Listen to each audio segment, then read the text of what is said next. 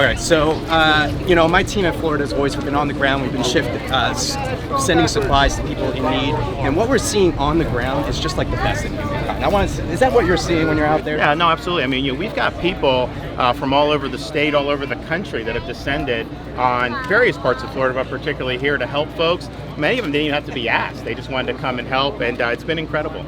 And you saw it right there in the press gaggle. Everyone, we're still recovering here in Southwest Florida. I live 20 minutes that way. I mean, people are suffering. And the media is already trying to shift the conversation to politics. They're trying to politicize everything. Did Lee County evacuate early enough? And then they're just flat out lying about the times that they ordered the evac.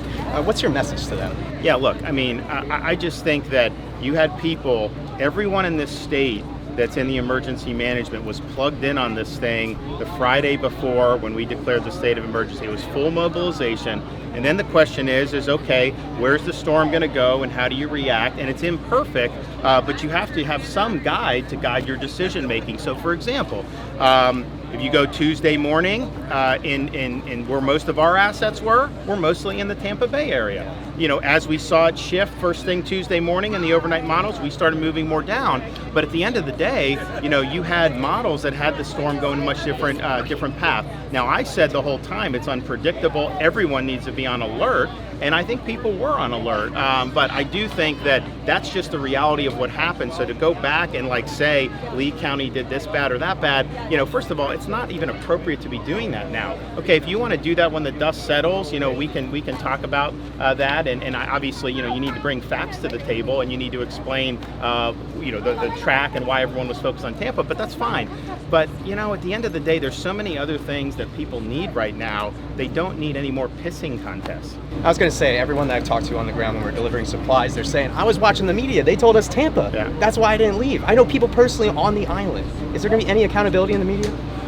Well, look, I mean, I think part of it, quite frankly, you have national regime media that they wanted to see Tampa because they thought that that'd be worse for Florida. That's how these people think. Yeah. I mean, they don't care about the people of this state. They don't care about the people of this community. They want to use storms and destruction from storms as a way to advance their agenda. And they don't care what destruction's in their wake. They don't care about the lives here. If they can use it to pursue their political agenda, they will do it. And so I think there was a lot of buildup about that. And look, we were obviously concerned about Tampa too, but I think there was so much emphasis on it that I do think people said, and then it was supposed to go in as a Cat 2 actually into Tampa. I think people said, well, I'm 125 miles away from here. Maybe I'm better off hunkering down. I absolutely think that impacted decision making. Two more questions for you. While we're talking about fact checking, Kamala Harris, she came out, the vice president, and said that FEMA aid is going to be based off race. I have people that lost everything that are asking me, is that actually true? Are people of skin color going to be judged off of who gets FEMA assistance? Not in Florida, yeah. That's unconstitutional. We won't let that happen. Last fact check I want to do, everyone's saying you voted against Sandy aid and everything, but I think there's more to the story than the media. Yeah, I mean, I explained it at the time, and honestly, again, these are things we have to focus on. What's the task at hand here, and helping these folks, and we're using every level at our disposal to be able to do it. We don't need to relitigate things that have already been relitigated over and over again. So we're focused on helping the folks. Your message to the people of Southwest Florida? Hang in there. I'll tell you what, the resilience is phenomenal.